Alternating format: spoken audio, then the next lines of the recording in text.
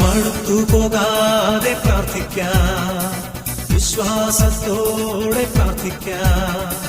മടുത്തു പോകാതെ പ്രാർത്ഥിക്കാം, വിശ്വാസത്തോടെ പ്രാർത്ഥിക്കാം.